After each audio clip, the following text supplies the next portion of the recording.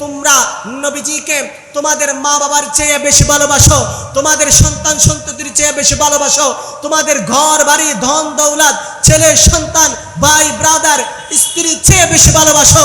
কারণ মনে রাখবা, তোমার কবরের মধ্যে তোমার মা বাবা যাবে না, তোমার কবরের মধ্যে তোমার সাথে তোমার স্ত্রী যাবে না, তোমার কবরের মধ্যে তোমার সাথে তোমার ছেলে সন্তান যাবে না, তোমার কবরের মধ্যে তোমার সাথে তোমার ধন দৌলত টাকা পয়সা ব্যাংক ব্যালেন্স যাবে না। তোমার কবরের মধ্যে কাল অন্ধকার কবরের মধ্যে তোমাকে শোয়াই রেখে তোমার ছেলে সন্তান আত্মীয় স্বজন কেউ তোমাকে মাটি ছাপা দিয়ে 40 কদম হেঁটে হেঁটে ঘরের মধ্যে আসতে দেরি তোমার কবরের মধ্যে যিনি তশরিফ আনবেন তিনি হচ্ছেন আমার রাহমাতুল লিল আলামিন। জোরে বলেন সুবহানাল্লাহ। ইমানদার মুমিন বান্দা হিসেবে নবীকে ভালোবাসা এটা আমাদের উপর ফরজ। আমাদের উপর কি? এটা আমার কথা নয়, এটা আল্লাহর কথা। আল্লাহ পাক রব্বুল আলামিন কোরআনুল কারীমের মধ্যে 8টা বিষয়ের কথা বলেছেন, যে 8টি বিষয়ের চেয়ে সবচেয়ে বেশি আল্লাহ এবং রসুলকে প্রাধান্য দিতে হবে, আল্লাহ এবং রসুলকে ভালোবাসতে হবে। এর মধ্যে 5টা বিষয় হলো আমাদের ব্যক্তি জীবনের সাথে সম্পর্কিত, আর 3টি হলো আমাদের দুনিয়াবি জীবনের সাথে সম্পর্কিত।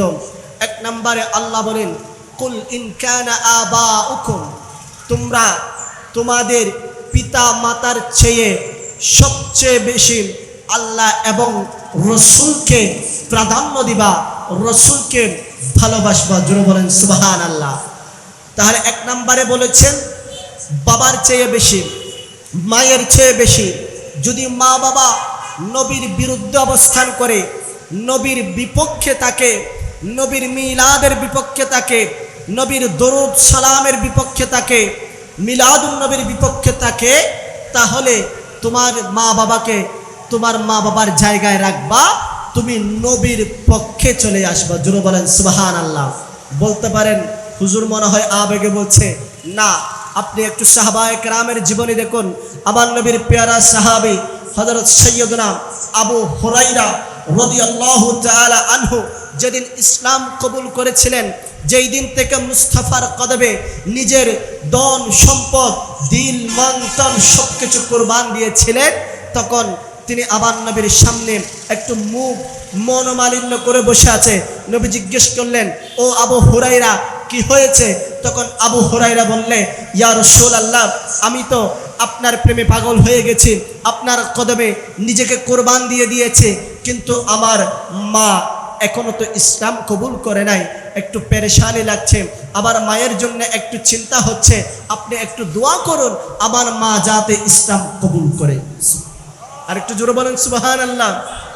তখন আমার নবী মুচকি হেসে বলছে, হে আবু হুরায়রা, চিন্তা করিও না, ঘরে গিয়ে দেখো তোমার মা ইসলাম কবুল করে দিয়েছে।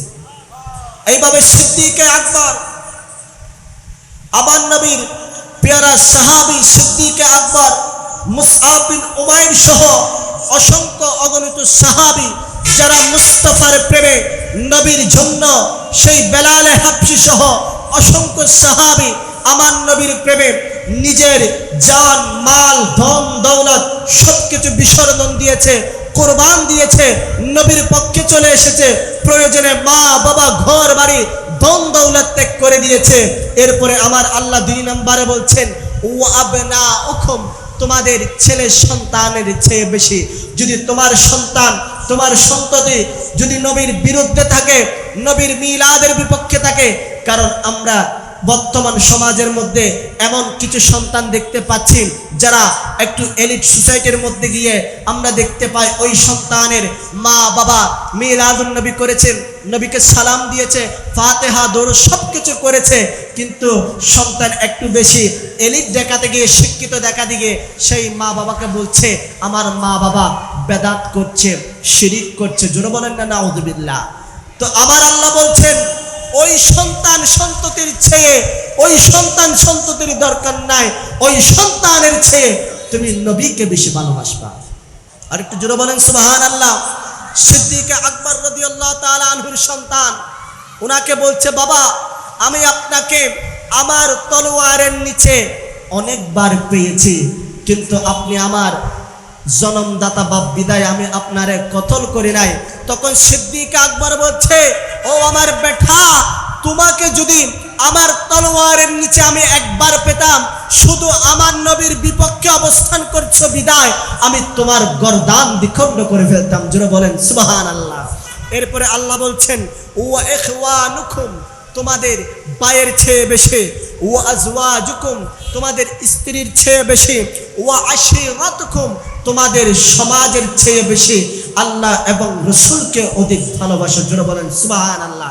যদি সমাজ নবীর বিরুদ্ধে চলে যায়, সমাজ মিলাদুন নবীর মাহফিল করতে দিচ্ছে না, ওই সমাজকে তুমি প্রয়োজনে একা থাকবা, ওই সমাজকে আলাদা করে দিবা। সুবহানাল্লাহ বলেন।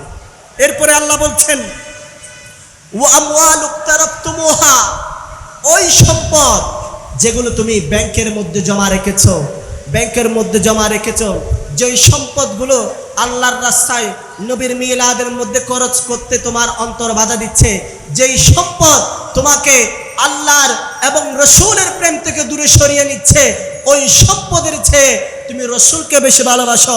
ওয়া তাখশাউনা কাসাদাহা, আর ওই ব্যবসা, যেই ব্যবসার মধ্যে লাভ লসের ক্ষতি আছে, যে আমাদের অনেক দোকানদার আছে ব্যবসা বন্ধ করে এখনো মিলাদুন নবীর মাহফিলের মধ্যে আসতে পারে নাই, ভয় হচ্ছে ব্যবসার মধ্যে হয়তো লস হবে, ওই সম্পদের চেয়ে বেশি ও মাসাকিনু তারদাউনাহা, ওই বাসস্থান, ওই বিল্ডিং, যেই বাসস্থান তোমাকে আল্লাহ এবং রসুলের প্রেম থেকে, ভালোবাসা থেকে, নবীজির আদর্শ থেকে দূরে সরিয়ে রাখে, ওই বাসস্থানের চেয়ে বেশি নবীকে মোহাব্বত করো।